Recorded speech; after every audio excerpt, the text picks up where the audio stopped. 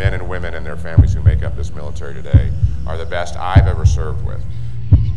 These are the faces of war, and after more than a decade of 2 wars, they are now beginning to come home. There was a sacred oath made to those who served by those who were served. The promise? We will wait and pray for them till they all come home. And if they are broken, we will fix them as best we can. And we'll do it with the help of their families. A Greater Cleveland FisherHouse keeps that promise.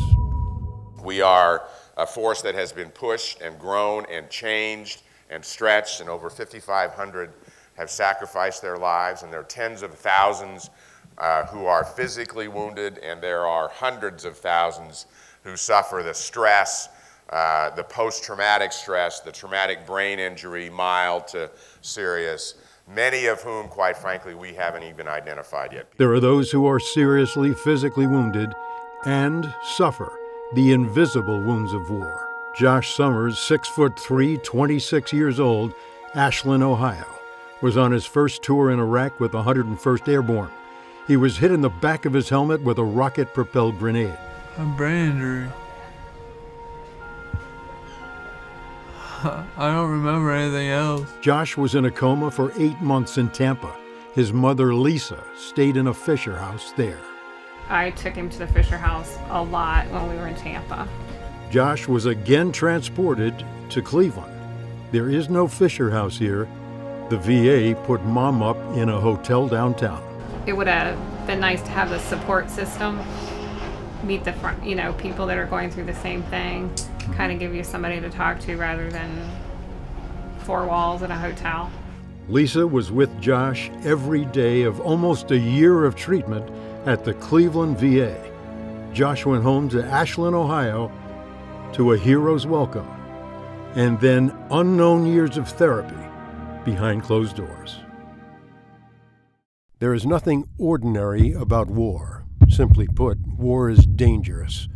War plays havoc with the brain, the mind, the psyche, perception, and the personal relationships of the men and women who are in it or near it. This exercise is designed to improve your attention. Margot Vare, 26, enlisted to play on the All-Army soccer team because it could lead to the Olympics. She didn't compete for the gold. She settled for the purple, a Purple Heart. It was December 6th, and that's when I got hit as a gunner by an IED, and my head was thrown back into the turret, and it hit that soft spot. Her concussion was severe. 3 months later, on patrol, her best friend was killed right behind her by an improvised explosive device. Traumatic brain injury was the result for Margot. She was medevaced to Germany. I'm always staring at stuff, just not in the moment. And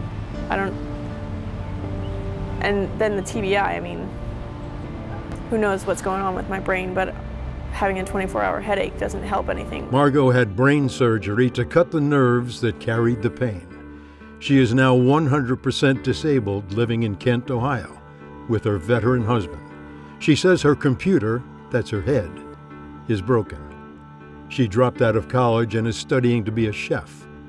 Her service dog, Mush, is her closest ally and buffers her from the world around her. Their lives have changed forever, and sometimes in ways, actually in many cases in ways they don't even know yet. Letitia Bowen is from Cleveland and now 33. She drove tour buses before the Army trained and sent her to Tikrit, Iraq in 2004 as a convoy driver.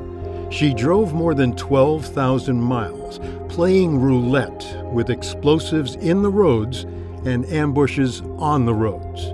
It was traumatic. Today, she is 70% disabled with depression, anxiety, migraines, and post-traumatic stress. I go to school, I go to work, I come home, but when I come home from drive, I am exhausted because I just cannot stand driving.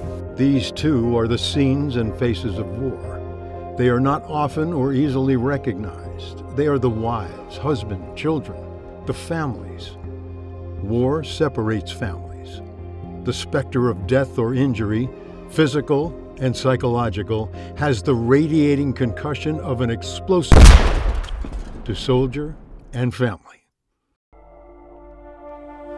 I consider her my sister. I mean, we've been through some stuff that normal people don't have to go through, you know, and that's our bond.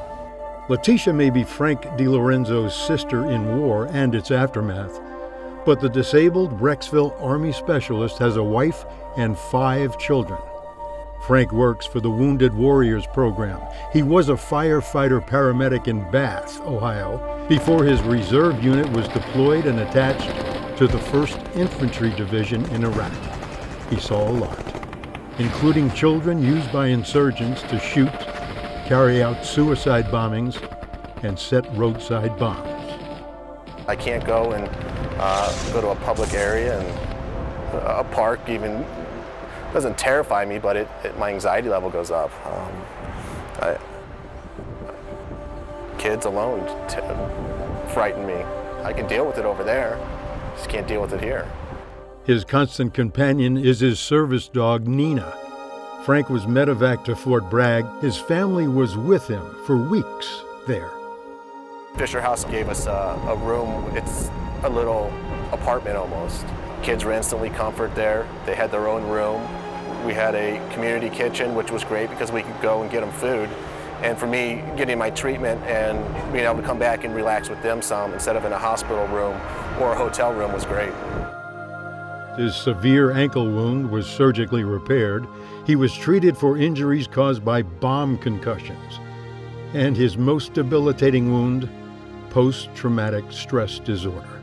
You know, I could be driving down the road and being boxed in by 2 cars on either side of me. Your heart starts pounding. You know, you feel like you're almost having a heart attack. He shuts down. He shuts down completely. He used to be loving, affectionate, want to do stuff with his family, want to do stuff in general, and that's all changed. He's a different person. He can't handle things. And it's horrible because I love my kids dearly. I'd love to do everything with them. When you see a kid crying over this or not understanding why dad can't communicate, that's probably the hardest thing.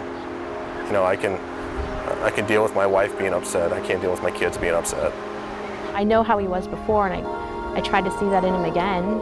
She remembers the way he was. Frank remembers the way his family was at FisherHouse. The love that my family felt at the FisherHouse was amazing. I mean, why not give that to someone here that needs it at this time, too? The gratitude for the FisherHouse is echoed from coast to coast and overseas as well. And when you come in after it's been such a tough day and you have a chance to sit with some of the other families and share your pain or your grief or your hope,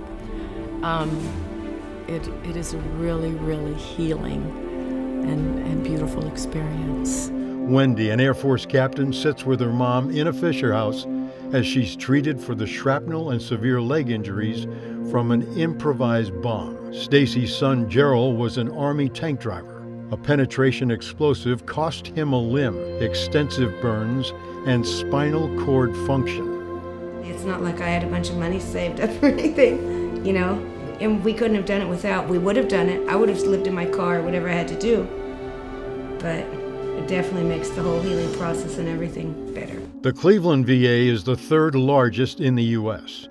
It's ranked #1 in the nation for its 8 centers of excellence.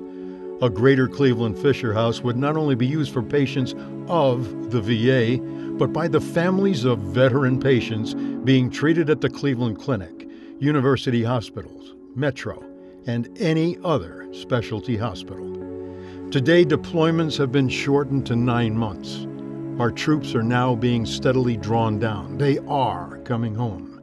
And if they are broken, we will fix them as best we can, with the help of their families. Anything I can do for the FisherHouse. They're amazing. Josh's mom will help because a promise was made, and it must be kept. The Greater Cleveland FisherHouse keeps that vow. Put a face on it. Put a family in it. Help fix those who are broken as best we can.